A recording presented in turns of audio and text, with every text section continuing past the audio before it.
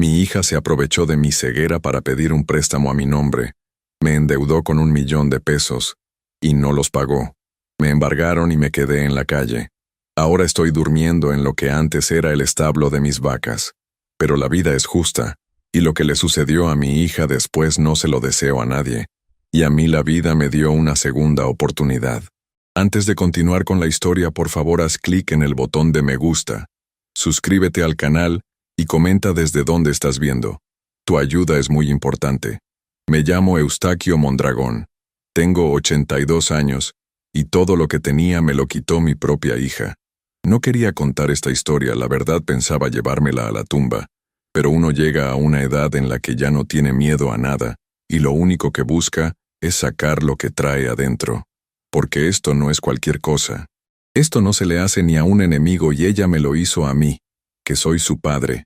Yo era un hombre de campo.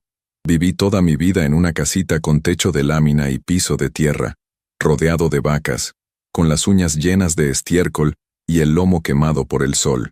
Nunca me quejé. Nunca me hizo falta nada.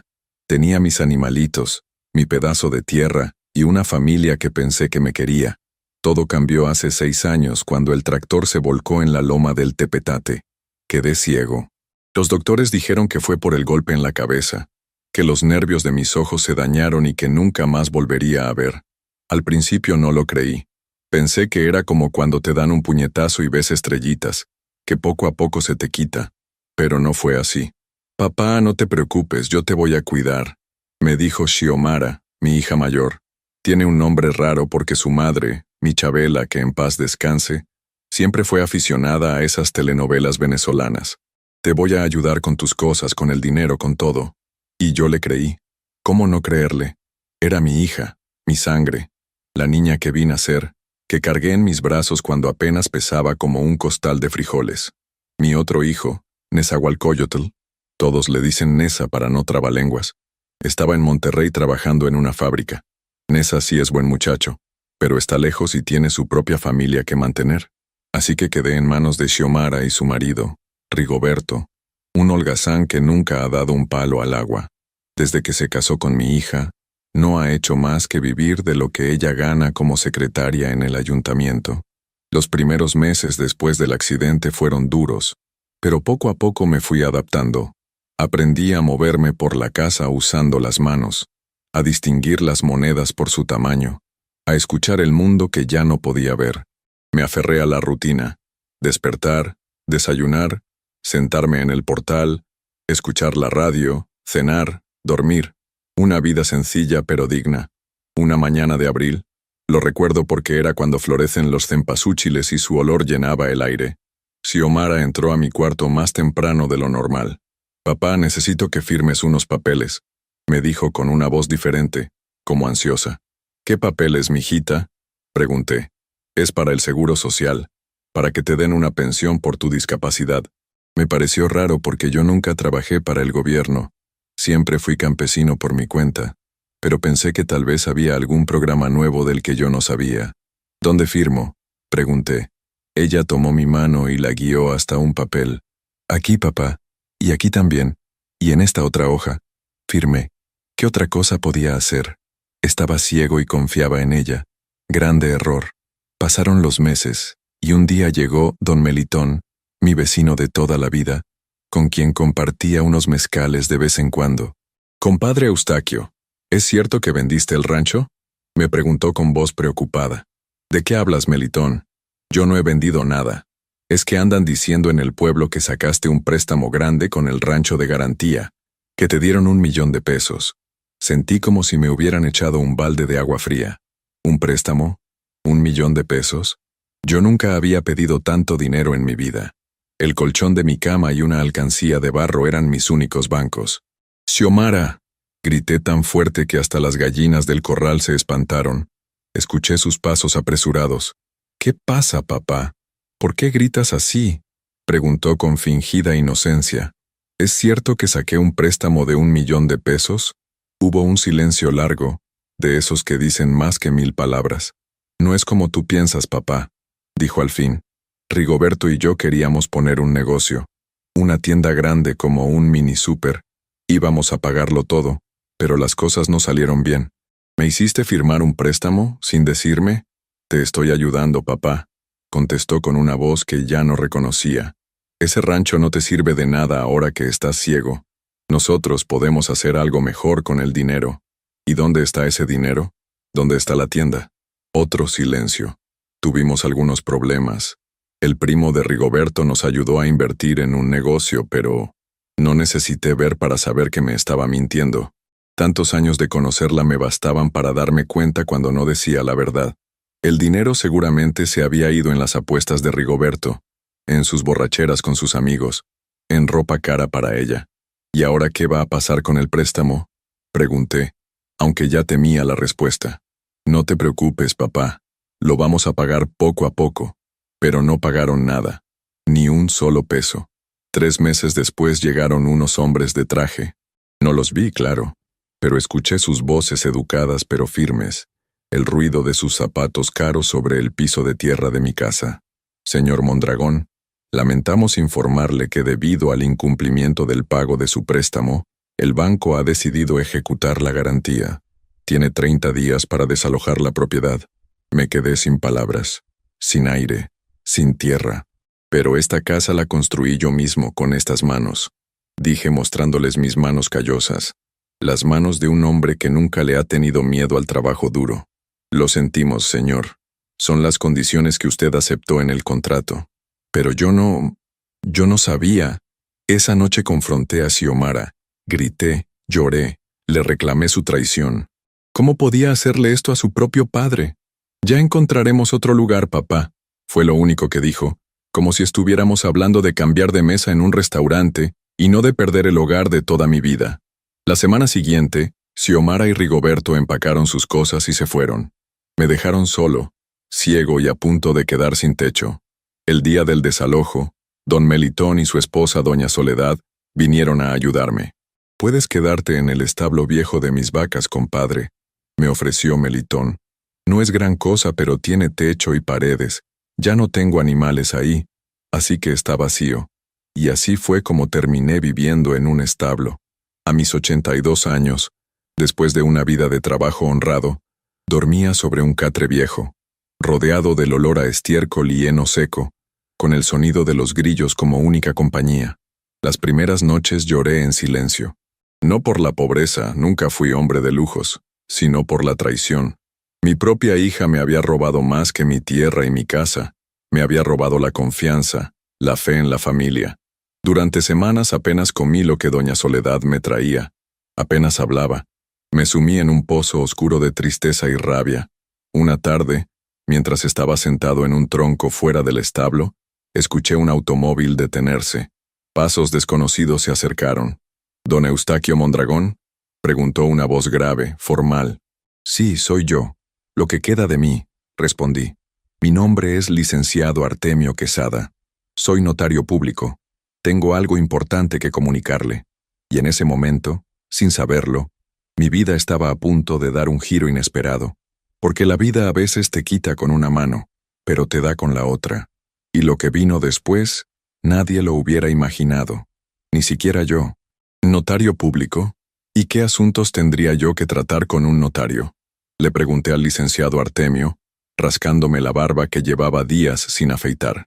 «Se trata de una herencia, don Eustaquio», respondió con voz pausada. «¿Conoció usted a un hombre llamado Heraclio Domínguez Montemayor? Ese nombre lo había escuchado en boca de mi madre cuando yo era niño. Era como un secreto que ella susurraba a veces, cuando creía que nadie la escuchaba. ¿Heraclio Domínguez? Era mi padre», contesté con la voz entrecortada. «Pero nunca lo conocí. Abandonó a mi madre antes de que yo naciera». Escuché al notario abrir un maletín y sacar papeles. Pues don Heraclio falleció hace 3 meses. Era propietario de la hacienda El Amanecer, a unos 20 kilómetros de aquí, y lo ha nombrado a usted como único heredero. Me quedé sin palabras. ¿Una hacienda? ¿Mi padre, al que nunca conocí, me dejaba una hacienda? Debe haber un error, dije por fin.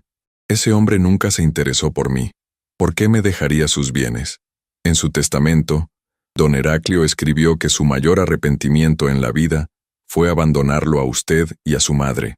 que nunca tuvo el valor de regresar y enfrentar sus errores, pero que lo siguió de lejos, sabiendo de sus logros y dificultades.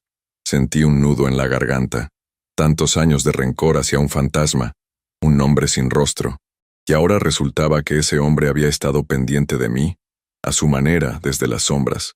La hacienda tiene 200 hectáreas, una casa principal en buen estado y un establo con 200 cabezas de ganado, continuó el licenciado. Todo está libre de gravámenes y los impuestos están al día.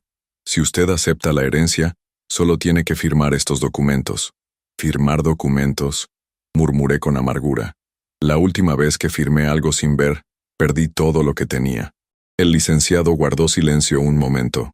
Entiendo su desconfianza, don Eustaquio.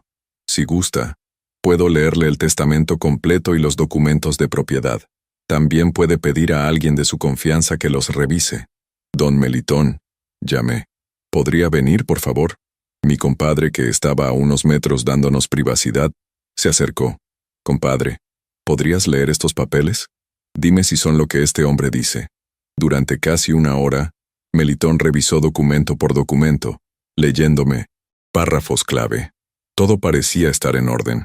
Realmente era heredero de una hacienda que valía muchas veces más que mi pequeño rancho perdido. Todo parece legítimo, compadre, confirmó Melitón. Este Heraclio te dejó una buena herencia. Es un milagro, ni más ni menos. Con manos temblorosas firmé donde me indicaron. A los 82 años, cuando pensaba que ya lo había perdido todo, la vida me daba una segunda oportunidad. ¿Cuándo puedo mudarme a la hacienda?, pregunté. De inmediato, si así lo desea, respondió el licenciado. Mi chofer puede llevarlo ahora mismo para que conozca la propiedad. Esa misma tarde, con apenas una maleta con mi ropa y mis pocas pertenencias, me despedí de don Melitón y doña Soledad, prometiéndoles que los visitaría pronto. El trayecto hacia la hacienda fue corto pero intenso. Aunque no podía ver el paisaje, sentía cómo cambiaba el terreno bajo las ruedas del automóvil, cómo el aire se volvía más fresco a medida que subíamos por el camino. Estamos llegando, don Eustaquio, anunció el licenciado. La casa principal está frente a nosotros. Cuando el automóvil se detuvo, un olor a jazmines y tierra húmeda me recibió. Escuché el mugido lejano de las vacas y el canto de los pájaros. Buenas tardes, saludó una voz ronca y amigable. Usted debe ser don Eustaquio. Soy Chencho Villalobos, el capataz de la hacienda. Don Heraclio me habló mucho de usted. ¿Mi padre le habló de mí?, pregunté sorprendido. Todos los días, señor. Tenía una foto suya en su escritorio.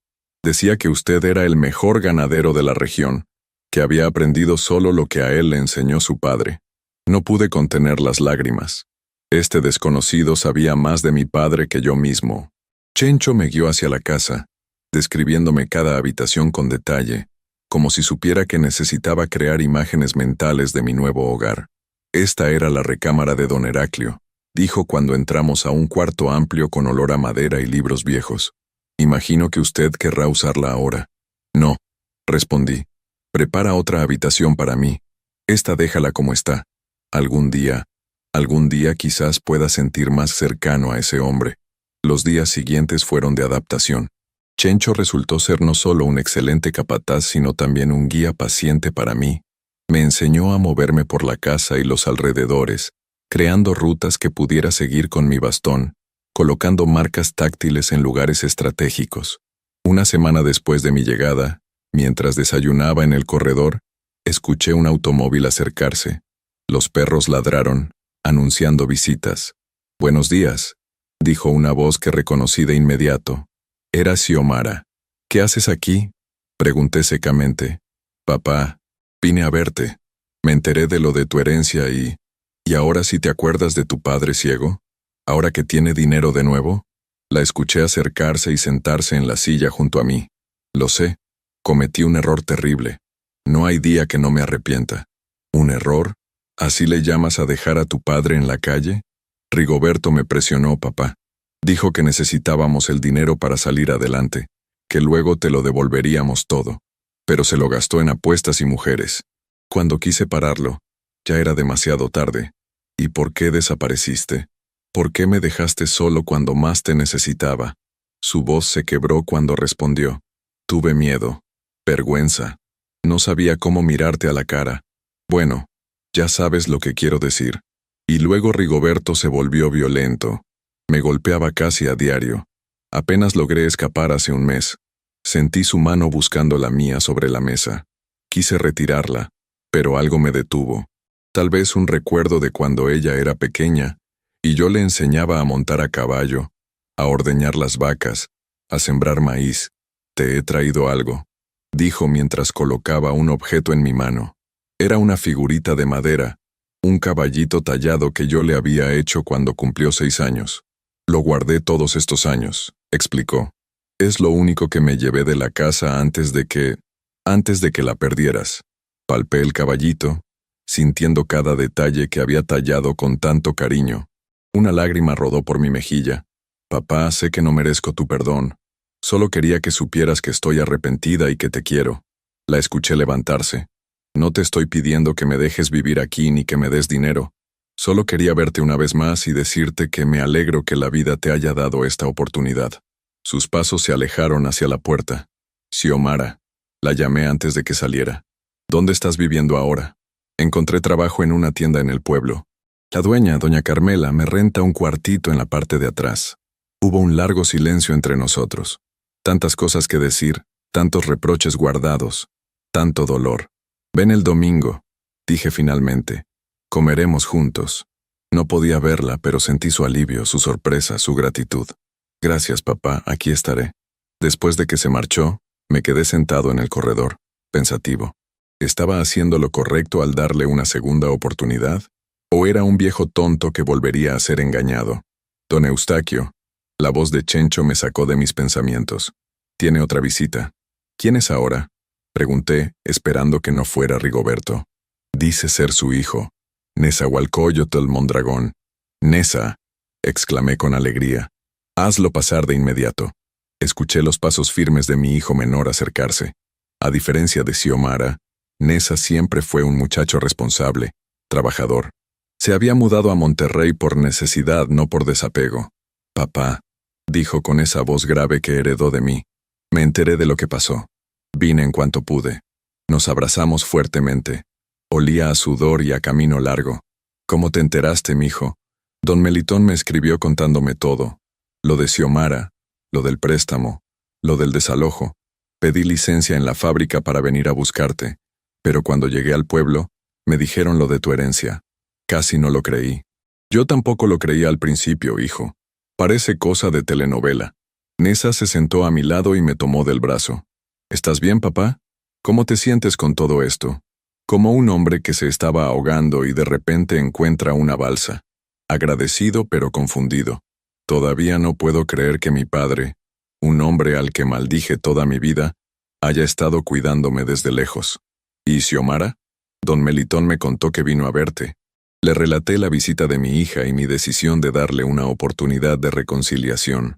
Ten cuidado, papá, advirtió Neza. No quisiera que te lastimara de nuevo. Ya no puede quitarme nada que me duela más que lo que ya me quitó. La confianza. Pero es mi hija, tu hermana, y todos merecemos una segunda oportunidad. Neza se quedó conmigo 3 días. Me ayudó a familiarizarme más con la hacienda, a entender el negocio del ganado que ahora era mío, a planificar mejoras para la propiedad. Su experiencia en la fábrica le había dado conocimientos de administración que ahora ponía a mi servicio. Debería regresar a Monterrey, dijo la mañana de su partida. Tengo responsabilidades allá, pero vendré cada mes a verte. Te extrañaré, hijo, respondí mientras lo abrazaba. Esta es tu casa también. Cuando quieras, puedes venir a vivir aquí, traer a tu familia. Gracias, papá. Lo pensaré. Después de que Neza partió, me senté en el corredor a reflexionar sobre los giros inesperados de la vida. Hace apenas un mes dormía en un establo, solo y traicionado. Ahora era dueño de una hacienda próspera. Mi hijo había venido a verme, y mi hija buscaba reconciliación.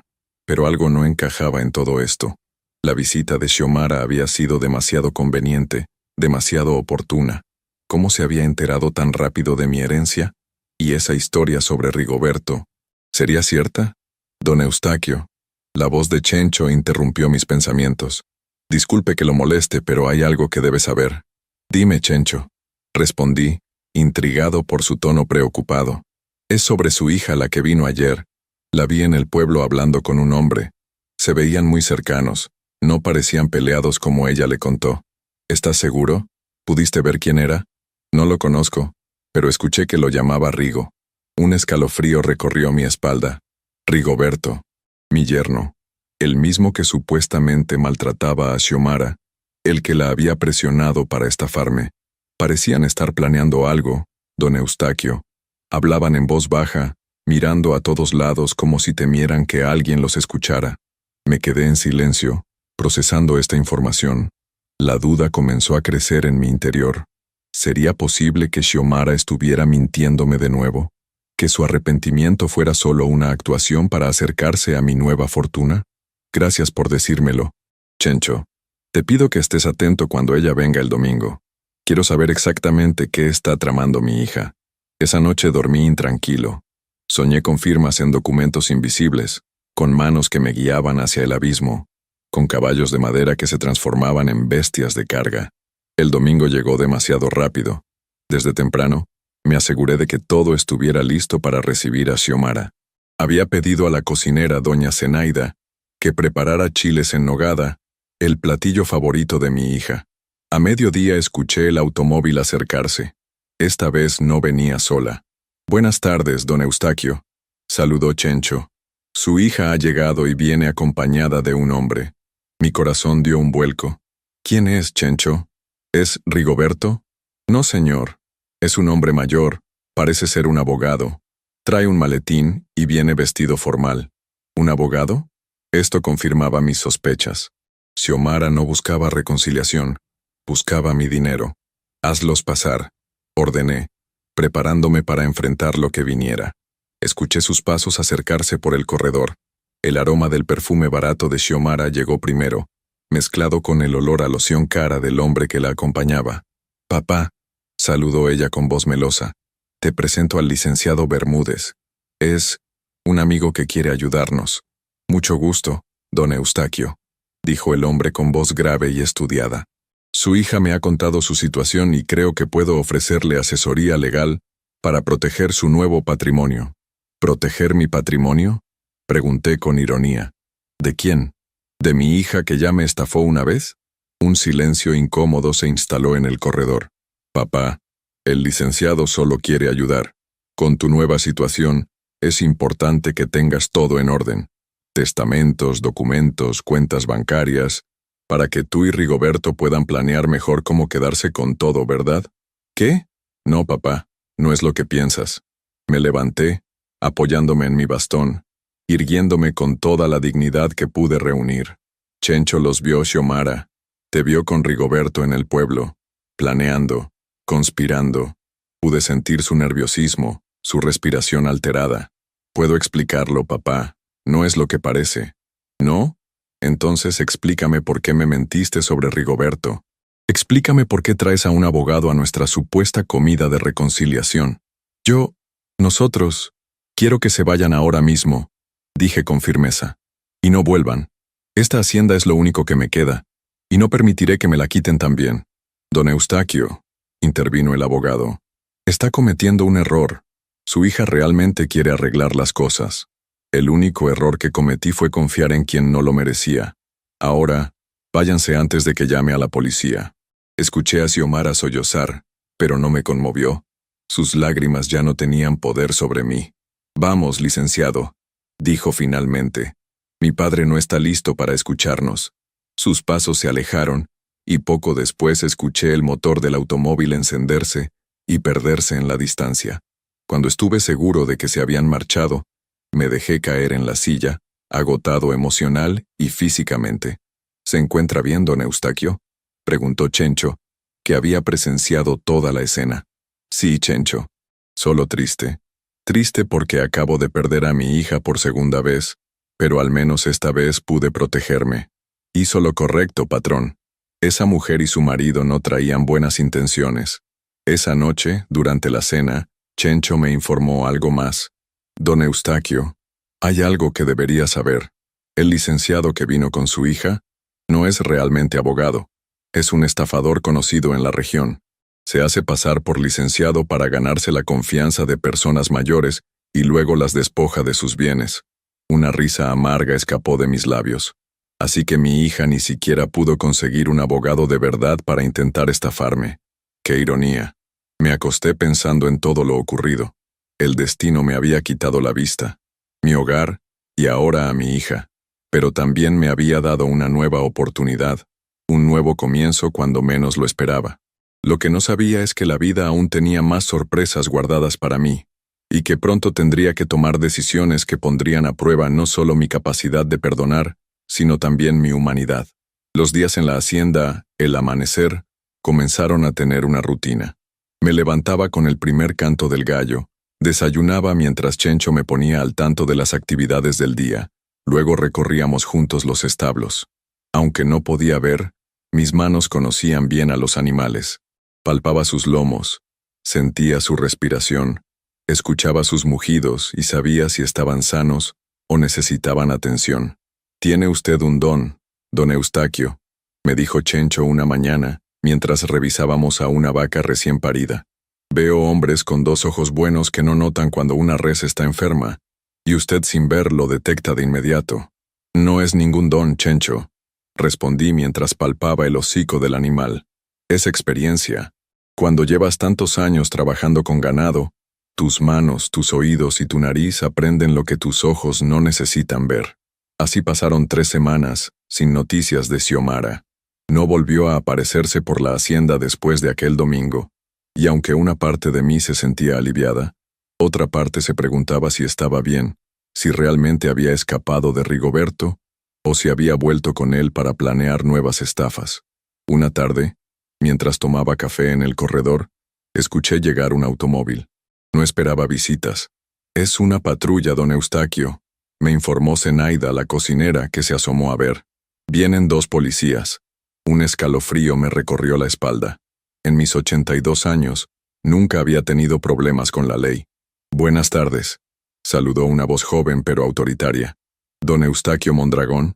«Servidor», respondí poniéndome de pie. «Soy el oficial Rendón, de la Policía Municipal. Necesitamos hablar con usted sobre su hija, Xiomara Mondragón». Mi corazón dio un vuelco. «¿Le ha pasado algo a mi hija?» «No exactamente, señor. Fue detenida anoche junto con su esposo Rigoberto Salamanca por intento de fraude. Estaban tratando de vender escrituras falsas de esta propiedad a un inversionista de la capital». Me dejé caer en la silla, aturdido por la noticia. «¿Escrituras falsas? ¿De mi hacienda?» «Así es. Parece que falsificaron su firma en unos documentos de compraventa. Por suerte, el comprador era cauteloso y verificó con el registro público de la propiedad antes de cerrar el trato. No sabía si sentir alivio porque la estafa había sido descubierta o dolor porque mi propia hija seguía intentando robarme.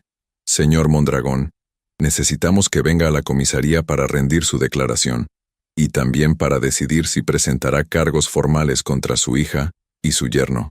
«¿Presentar cargos? ¿Contra mi propia sangre?» «Es su decisión, don Eustaquio. Pero debo informarle que este no es un delito menor. La falsificación de documentos y el intento de fraude son castigados con varios años de cárcel». Me quedé en silencio, considerando mis opciones. Por un lado, Xiomara merecía un escarmiento. Había intentado robarme 2 veces, sin la menor consideración hacia su padre ciego y anciano. Por otro lado, era mi hija, la niña que había criado, a la que había enseñado a montar a caballo y a ordeñar vacas. «Iré con ustedes», decidí finalmente, «pero necesito que alguien me acompañe». «Yo lo acompaño, patrón», se ofreció Chencho, que había estado escuchando desde una distancia prudente. El viaje a la comisaría fue silencioso y tenso. Dentro del vehículo policial, mi mente era un torbellino de recuerdos. Xiomara de niña corriendo por el campo, Xiomara adolescente ayudándome con la cosecha, Xiomara adulta guiando mi mano para firmar documentos que me dejarían en la ruina. Al llegar, el olor a desinfectante barato y café rancio me recibió. Las voces resonaban en lo que imaginé era un espacio pequeño y austero. «Por aquí, don Eustaquio», me guió el oficial. «Cuidado con el escalón». Me condujeron a una oficina donde me sentaron frente a un escritorio. Escuché el rasgueo de una pluma sobre papel mientras alguien tomaba mis datos. ¿Quiere hablar con su hija antes de decidir si presentará cargos? Preguntó una voz diferente, más ronca, que se presentó como el comandante Morales. Sí, respondí sin dudar. Escuché puertas abrirse y cerrarse, pasos que se alejaban y regresaban, y finalmente, el sonido inconfundible de cadenas. Esposas. Tienes 10 minutos, indicó el comandante, y luego escuché la puerta cerrarse. Papá. La voz de Xiomara sonaba débil, rota, irreconocible. No esperaba que vinieras. ¿Cómo pudiste? Xiomara, ¿cómo pudiste intentar estafarme de nuevo? Un sollozo fue su única respuesta inmediata. Fue Rigoberto, dijo finalmente. Me obligó. Me amenazó con matarme si no lo ayudaba. ¿Y por qué no pediste ayuda? ¿Por qué no acudiste a mí, a tu hermano, a la policía? Tenía miedo. No solo por mí. Rigoberto dijo que te haría daño, que contrataría a alguien para lastimarte si yo hablaba. Quería creerle. Una parte de mí deseaba desesperadamente que mi hija fuera víctima y no victimaria. Pero había mentido tantas veces. Los oficiales dicen que estabas con él cuando intentaron vender las escrituras falsas, que actuaban en complicidad. No tuve opción, papá. Me vigilaba constantemente. Incluso cuando fui a verte aquel día, él me esperaba en el camino. Extendí mi mano y encontré la suya. Estaba fría, temblorosa. Xiomara, mírame a los ojos. Una petición extraña viniendo de un ciego, pero sabía que ella entendería, que recordaría cómo, incluso antes de perder la vista, yo siempre le decía que podía ver la verdad en sus ojos. Estoy mirándote, papá, respondió con voz quebrada. ¿Me estás diciendo toda la verdad? ¿Rigoberto te obligó o fuiste cómplice voluntaria? Su mano tembló en la mía. Al principio fue idea mía, confesó entre sollozos. Cuando supimos de tu herencia, pensé que podríamos obtener algo de dinero. Estábamos desesperados. Teníamos deudas con gente peligrosa. Pero luego, cuando te vi en la hacienda, tan solo, tan vulnerable a pesar de tu nueva riqueza, me arrepentí. Le dije a Rigoberto que no quería seguir con el plan. ¿Y qué pasó entonces? Se puso furioso. Me golpeó como nunca antes. Dijo que era demasiado tarde para echarse atrás, que él se encargaría de todo. Me mantuvo prácticamente secuestrada estas semanas. Solo me dejaba salir para hacer los trámites necesarios para la estafa. Su historia sonaba convincente. O quizás era solo que yo quería creerla. ¿Por qué debería confiar en ti ahora, Xiomara? Ya me has mentido tantas veces. No te pido que confíes en mí, papá. Ni siquiera te pido que no presentes cargos. Sé que merezco pagar por lo que hice. Solo quería que supieras que te quiero a pesar de todo, y que estoy verdaderamente arrepentida. La puerta se abrió, y el comandante anunció que el tiempo había terminado. ¿Ha decidido si presentará cargos, don Eustaquio? Preguntó mientras escuchaba a Xiomara ser llevada fuera de la oficina. Me quedé en silencio, sopesando la situación. Si no presentaba cargos, probablemente Xiomara y Rigoberto quedarían libres en cuestión de días. ¿Y qué pasaría entonces? ¿Intentarían estafarme de nuevo? ¿O realmente Xiomara había aprendido la lección? Presentaré cargos contra Rigoberto Salamanca. Decidí finalmente, pero no contra mi hija. Don Eustaquio, intervino el Jusentois, comandante con tono paternal. Entiendo sus sentimientos, pero debo advertirle que su hija parece ser tan culpable como su yerno. Las evidencias muestran que ambos planearon esto juntos. Aún así, es mi decisión, insistí. Procedan contra él con todo el peso de la ley, pero a mi hija, solo quiero que reciba ayuda. Como usted diga, prepararemos los documentos para que los firme. Su capataz puede leerle el contenido antes. Tras completar los trámites, Chencho y yo regresamos a la hacienda en un taxi. El viaje de vuelta fue tan silencioso como el de ida, pero por razones diferentes. Mi mente ahora estaba ocupada no con recuerdos, sino con dudas sobre el futuro. ¿Cree que hizo lo correcto, patrón? Preguntó finalmente Chencho cuando estábamos cerca de la hacienda. No lo sé, Chencho. El corazón de un padre es débil, incluso cuando la mente sabe que debería ser fuerte. Mi padre solía decir que perdonar no es olvidar, que perdonar es darle a alguien la oportunidad de demostrar que ha cambiado. Tu padre era un hombre sabio, Chencho. Ojalá yo pudiera ser tan sabio. Al día siguiente, recibí una llamada del comandante Morales. Rigoberto había sido trasladado a la cárcel estatal, donde esperaría juicio. Xiomara, por su parte, había sido liberada, pero se le había impuesto una orden de restricción. No podía acercarse a mí ni a la hacienda. Ella pidió que le dijera algo, añadió el comandante. Dijo que va a demostrarte que puede cambiar, que va a buscar trabajo honrado, y que algún día, cuando estés listo, espera que le des otra oportunidad. Gracias por avisarme, respondí, sin saber qué más decir. La vida en la hacienda volvió a su rutina. Las vacas seguían necesitando atención, los cultivos seguían creciendo, el tiempo seguía pasando. A veces me preguntaba por Xiomara, si estaría cumpliendo su promesa, o si estaría planeando alguna nueva forma de obtener dinero fácil. Un mes después, recibí una visita inesperada. Don Eustaquio, me llamó Chencho una tarde. Hay una señora que quiere hablar con usted. Dice que es la dueña de la tienda donde trabaja su hija. ¿Doña Carmela?, pregunté recordando el nombre que Xiomara había mencionado en su primera visita. Sí, señor. Esa misma. Hazla pasar, por favor. Escuché los pasos decididos de una mujer que imaginé de mediana edad por la energía de su andar. Buenas tardes, don Eustaquio, saludó una voz firme pero amable. Soy Carmela Nájera, dueña de la tienda La Abundancia en el pueblo. Mucho gusto, doña Carmela. ¿En qué puedo servirle? Vengo a hablarle de su hija, Xiomara.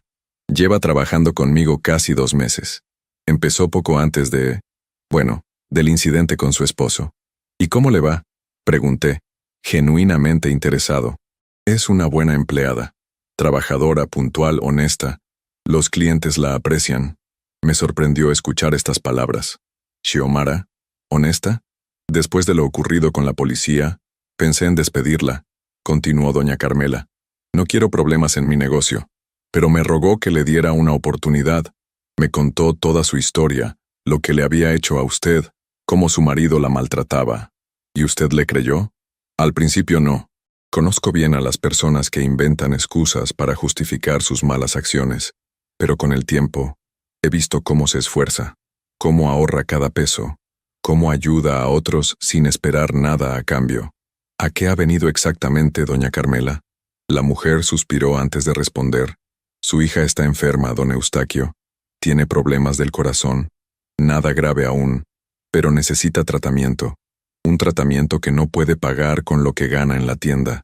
Un nudo se formó en mi garganta. ¿Y por qué no vino ella misma a decírmelo? La orden de restricción por un lado, y su orgullo por otro.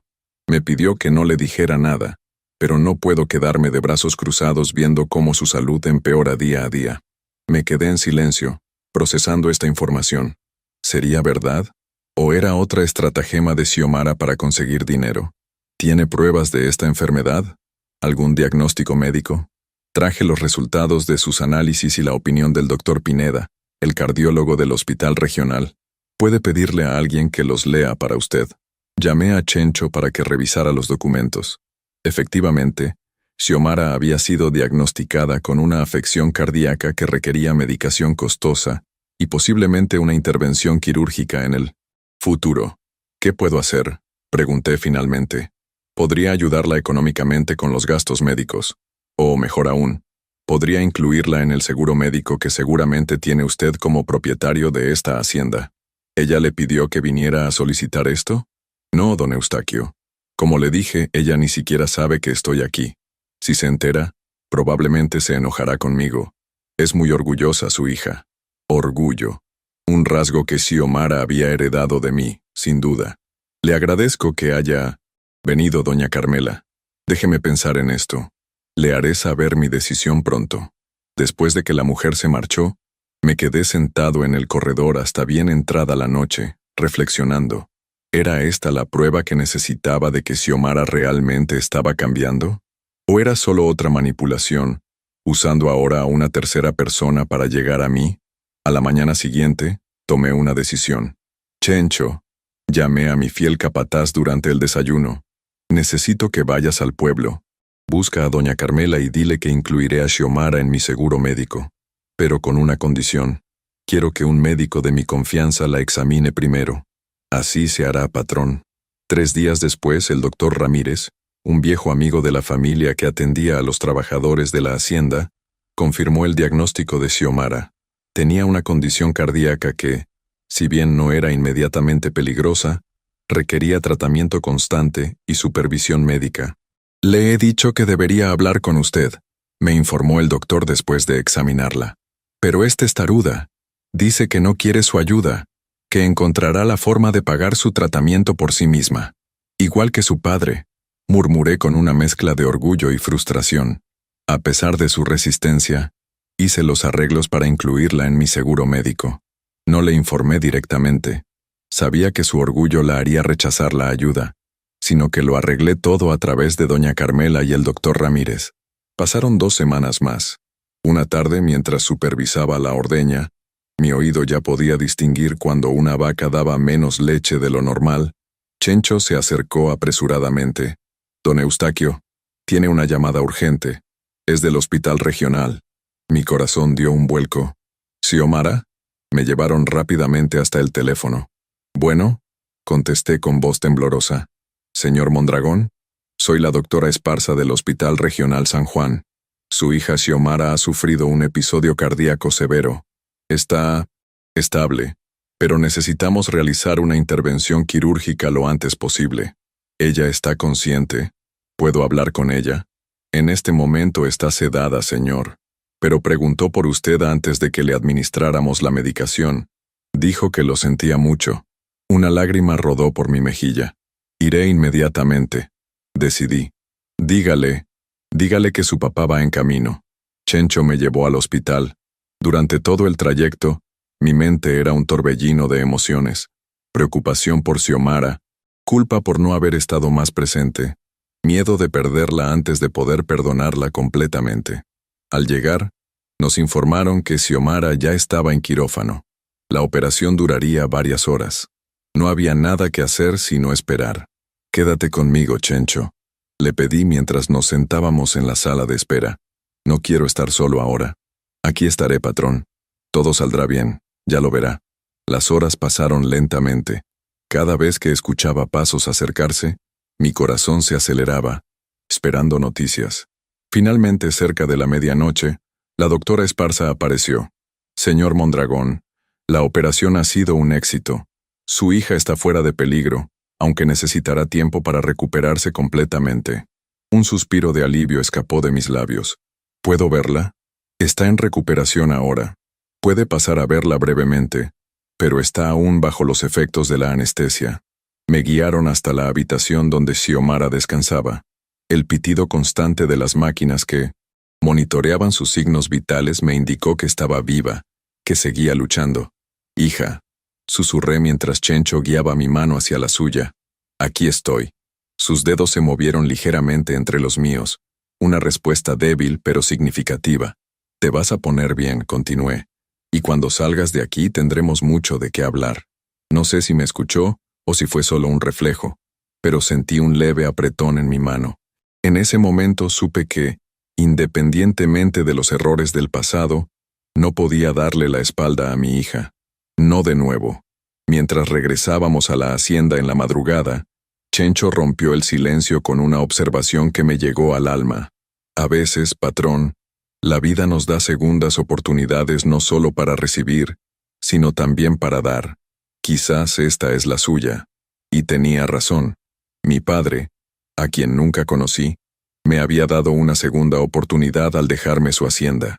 Ahora me tocaba a mí darle una segunda oportunidad a mi hija, porque al final, ¿qué es la familia sino un ciclo constante de errores, perdones y nuevos comienzos? Lo que no sabía entonces era que la verdadera prueba para mi capacidad de perdonar estaba aún por venir, y que pondría a prueba no solo mi relación con Xiomara, sino también mis propios principios sobre la justicia y la misericordia. Durante las semanas siguientes, visité a Xiomara en el hospital todos los días. Al principio nuestras conversaciones eran breves, incómodas, llenas de silencios que pesaban como piedras, pero poco a poco, las palabras comenzaron a fluir. ¿Por qué lo hiciste, hija? Le pregunté finalmente una tarde, cuando sentí que estaba lo suficientemente fuerte para hablar del pasado. ¿Por qué me traicionaste así? Escuché cómo su respiración se entrecortaba antes de responder. No tengo excusa, papá.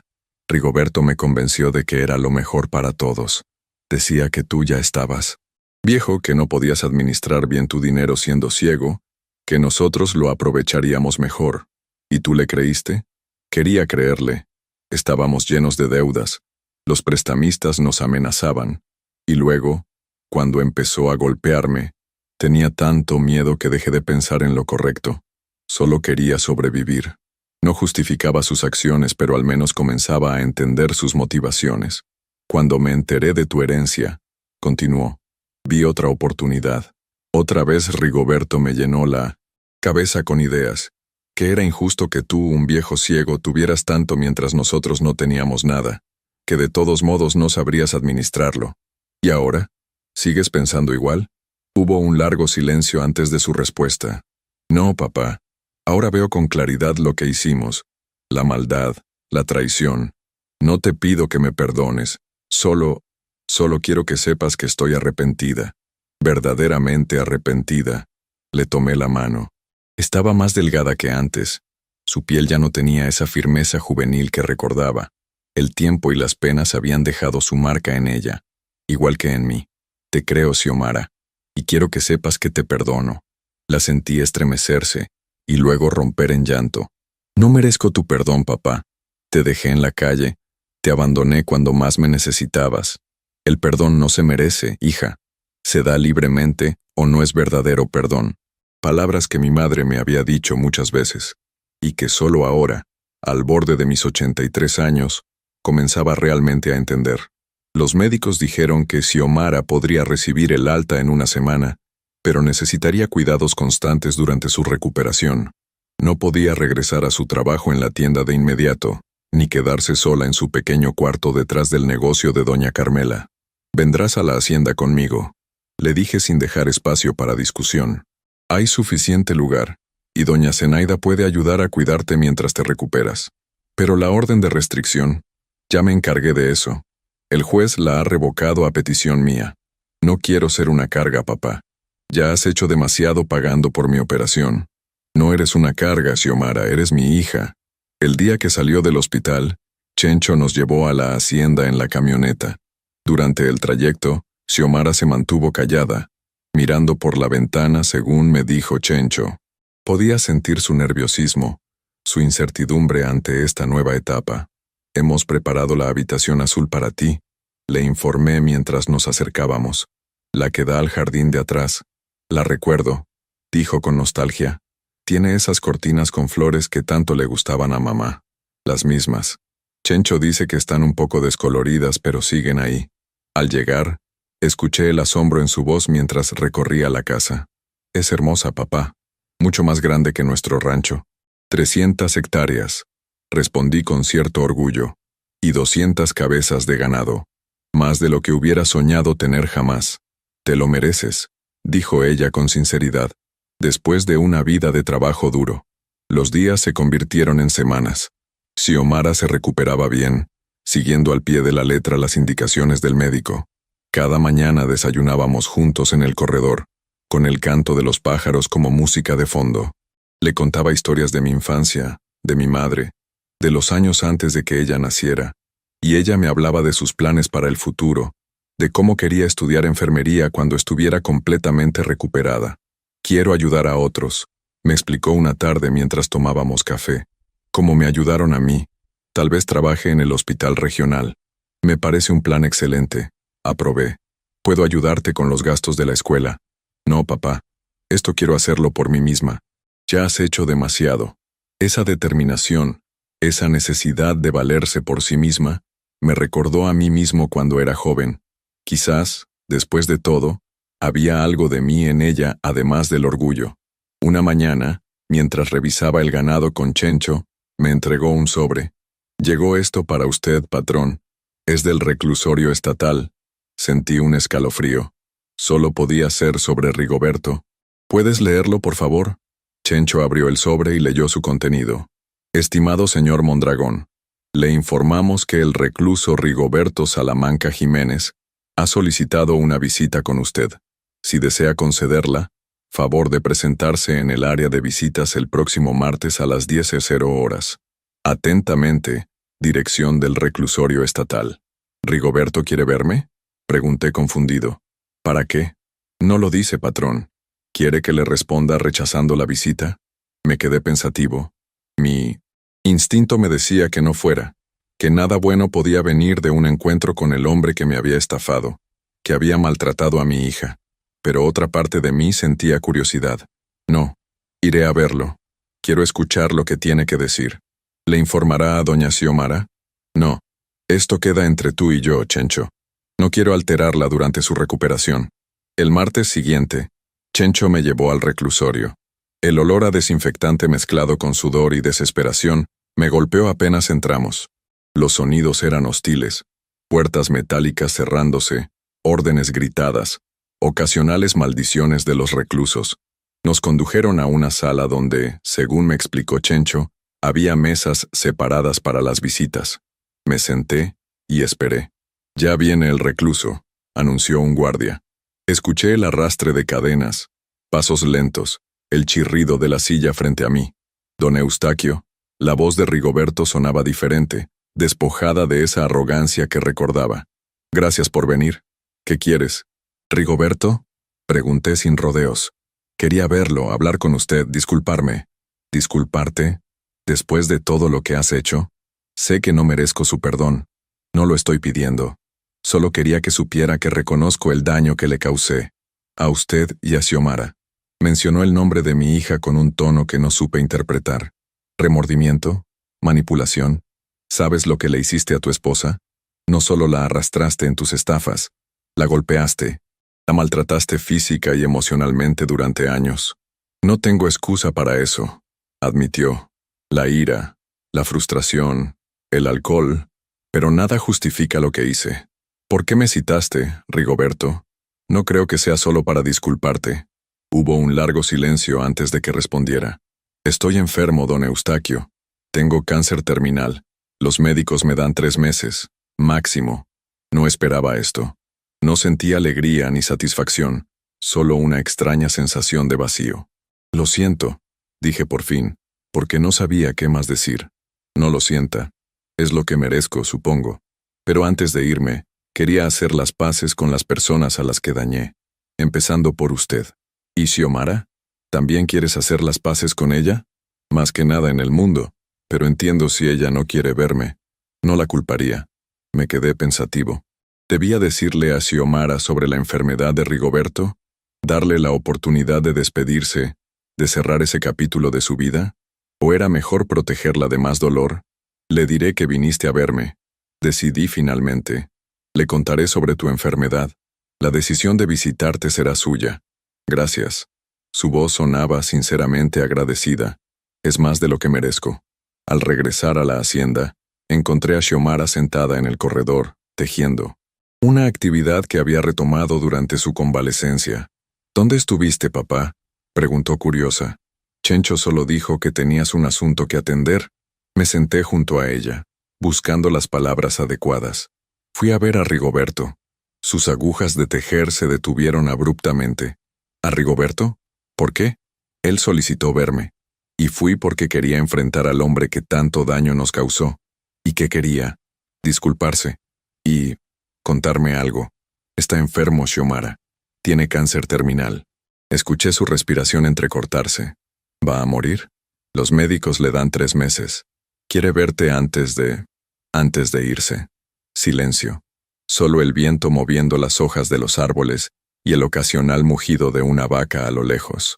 No sé si puedo, dijo finalmente. No sé si quiero verlo. Es tu decisión, hija. Nadie te obligará. Durante los días siguientes, Xiomara estuvo más callada que de costumbre. La notaba pensativa, distante. A veces la escuchaba llorar por las noches, pero respetaba su privacidad, su proceso.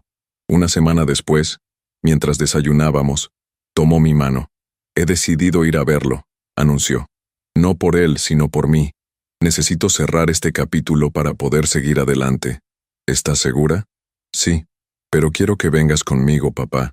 No creo poder hacerlo sola. Por supuesto, hija. Estaré contigo. El día de la visita, Xiomara estaba tan nerviosa que apenas probó bocado en el desayuno. Durante el trayecto al reclusorio, su mano apretaba la mía con fuerza. Al llegar, nos condujeron a la misma sala donde yo había estado antes, pero esta vez, cuando trajeron a Rigoberto, incluso yo, sin poder verlo, sentí el cambio. Chencho me susurró que estaba muy deteriorado, delgado, pálido, apenas una sombra del hombre que había sido. Xiomara, su voz era apenas audible. ¿Viniste? Sí, respondió ella secamente. Te ves bien, recuperada. Lo estoy. Gracias a mi padre, no a ti. El silencio que siguió fue denso, incómodo.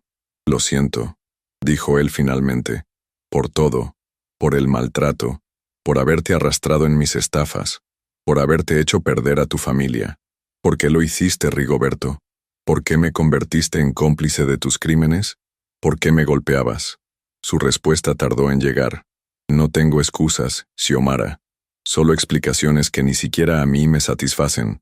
La codicia, la frustración, el sentimiento de fracaso. Quería dinero fácil y rápido. Y cuando las cosas salían mal, descargaba mi ira en ti, que eras quien menos lo merecía. Escuché a Xiomara sollozar suavemente. Te amé una vez, dijo ella. Cuando nos casamos, realmente creía que seríamos felices.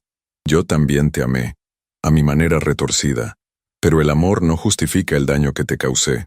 La conversación continuó así por casi una hora. Un recuento doloroso de años de abuso, manipulación y desilusión. Pero también, hacia el final, un reconocimiento mutuo de los errores, una aceptación compartida de las responsabilidades. ¿Me perdonas?, preguntó él cuando se acercaba el final de la visita. Xiomara guardó silencio tanto tiempo que pensé que no respondería. No lo sé, dijo finalmente. Quizás algún día. Hoy solo puedo decirte que ya no te odio, y que espero que encuentres paz. Al salir del reclusorio, Xiomara se derrumbó en llanto apenas subimos a la camioneta. La abracé con fuerza, sintiendo sus lágrimas empapar mi camisa. Hiciste lo correcto, le aseguré. Fuiste valiente. ¿Por qué es tan difícil, papá? ¿Por qué duele tanto dejar ir el rencor? Porque el rencor, aunque nos lastima, también nos da un propósito. Algo a qué aferrarnos cuando todo lo demás se ha perdido. Dejarlo ir significa enfrentar el vacío que queda, y eso asusta. Las semanas siguientes fueron de sanación para ambos. Xiomara se recuperaba físicamente, ganando fuerzas día a día. Y emocionalmente, parecía más ligera, como si el encuentro con Rigoberto hubiera liberado un peso que llevaba demasiado tiempo cargando. Un mes después de nuestra visita, recibimos la noticia. Rigoberto había fallecido durante la noche, antes de lo que los médicos habían pronosticado. Xiomara recibió la noticia con serenidad, sin lágrimas aparentes. ¿Estás bien?, le pregunté esa noche, mientras cenábamos. Sí, respondió después de una pausa. Ya había hecho mi despedida. Ya había cerrado ese capítulo. El tiempo siguió su curso. Xiomara comenzó sus estudios de enfermería, viajando diariamente al pueblo para asistir a clases. Yo seguía administrando la hacienda con la ayuda de Chencho, aprendiendo cada día más sobre el legado que mi padre me había dejado. Una tarde, mientras tomábamos café en el corredor, Xiomara me hizo una pregunta que había estado evitando. Papá, ¿has sabido algo del banco? ¿Del préstamo de 1 millón de pesos que puso a tu nombre? Me tensé. Era un tema del que no habíamos hablado desde su regreso a mi vida. No he querido averiguar. Supongo que perdí el rancho definitivamente. Quiero pagarlo, declaró con firmeza. No ahora, no tengo el dinero, pero eventualmente. Quiero recuperar ese rancho para ti. Hija, esa deuda es enorme. Te tomaría toda la vida pagarla con un sueldo de enfermera. No me importa cuánto tiempo tome. Es lo correcto. Quiero reparar el daño que te causé. Su determinación me conmovió. Ya no era la mujer manipuladora que había sido. Había madurado. Había aprendido de sus errores. Estaba comprometida con enmendarlos. Hablaremos con un abogado, concedí. Veremos qué se puede hacer. Pero no quiero que hipoteques tu futuro por el pasado. 2 semanas después recibimos la visita del licenciado Quesada, el mismo notario que me había informado sobre mi herencia. Don Eustaquio, tengo noticias sobre su antiguo rancho, anunció después de los saludos de rigor. ¿Noticias? ¿Qué clase de noticias? El rancho está a la venta. El banco lo ha mantenido en sus activos todo este tiempo, pero ahora quieren liquidarlo. Sentí una punzada de nostalgia. Ese rancho había sido mi hogar durante toda mi vida, hasta que la traición de mi hija me lo arrebató. ¿Cuál es el precio?, preguntó Xiomara, adelantándose a mi pregunta. 1.200.000 pesos. El préstamo original más los intereses acumulados. Es demasiado, murmuré. De hecho, continuó el licenciado, vengo a hacerle una propuesta. Don Heraclio, su padre, dejó instrucciones específicas en caso de que usted quisiera recuperar su antigua propiedad. Apartó fondos para este propósito. Mi padre sabía sobre el préstamo, sobre mi situación. Don Heraclio seguía su vida de cerca, don Eustaquio, más de lo que usted imagina. No intervino directamente porque respetaba su independencia, pero dejó previsiones para ayudarlo si usted lo necesitaba. Una emoción profunda me embargó. Ese hombre, ese fantasma que había poblado mis pensamientos con resentimiento durante tantos años, había estado velando por mí desde las sombras. ¿Qué clase de previsiones?, preguntó Xiomara. Un fideicomiso, con fondos suficientes para comprar el rancho y aún sobra para mejoras. Solo necesito su autorización para proceder, don Eustaquio. Hágalo, respondí sin dudar. Recupere el rancho. En las semanas siguientes, el licenciado Quesada se encargó de todos los trámites. El rancho volvió a mi nombre, libre de gravámenes y deudas. Decidí no mudarme. La hacienda El Amanecer era ahora mi hogar, pero contraté trabajadores para que lo mantuvieran productivo. Un domingo, Xiomara me propuso visitar el rancho. Quiero ver cómo está, papá, y quiero que tú también lo veas a tu manera. Chencho nos llevó en la camioneta. Durante el trayecto, los recuerdos afloraron en mi mente. Mi infancia corriendo entre los surcos de maíz, mi juventud domando potros, mi madurez trabajando de sol a sol para mantener a mi familia. Al llegar, el olor familiar de la tierra me recibió como un abrazo. Xiomara me guió por el terreno, describiéndome los cambios, las mejoras que los trabajadores habían hecho. La casa está recién pintada, papá, de blanco, como siempre te gustó, y han plantado flores en el jardín delantero, justo donde mamá solía tener sus rosas. Recorrimos cada rincón del rancho, desde el establo donde habían nacido tantos becerros bajo mi cuidado, hasta el pequeño arroyo donde pesqué con mis hijos cuando eran pequeños. Al final del recorrido nos sentamos bajo el viejo mezquite que daba sombra al patio trasero. ¿Sabes? A veces me pregunto qué hubiera pasado si no hubieras perdido la vista, si no te hubiera traicionado, si no hubieras heredado la hacienda, reflexionó Xiomara. ¿Seríamos diferentes? ¿Estaríamos mejor o peor? Las preguntas del qué hubiera pasado no llevan a ninguna parte, hija. Lo que importa es lo que hacemos con lo que tenemos ahora. Tienes razón, y lo que tenemos ahora es una segunda oportunidad, para ambos. Regresamos a la hacienda al atardecer. Esa noche, mientras cenábamos, recibimos una llamada inesperada. Es para ti, papá, me informó Xiomara. Es Nessa. Mi hijo menor llamaba para darnos una noticia importante. Había decidido regresar de Monterrey con su familia. Quería trabajar conmigo en la hacienda, aprender el negocio, estar cerca en mis últimos años. ¿Ya sabe que Xiomara está viviendo aquí?, pregunté después de que me pasó el teléfono. Sí, se lo conté, respondió ella. Al principio fue difícil.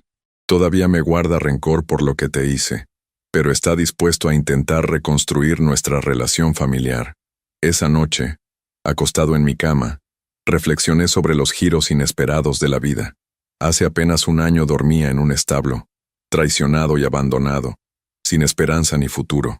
Ahora tenía una hacienda próspera. Había recuperado mi antiguo rancho. Mi hija estaba transformando su vida, y mi hijo regresaba a mi lado.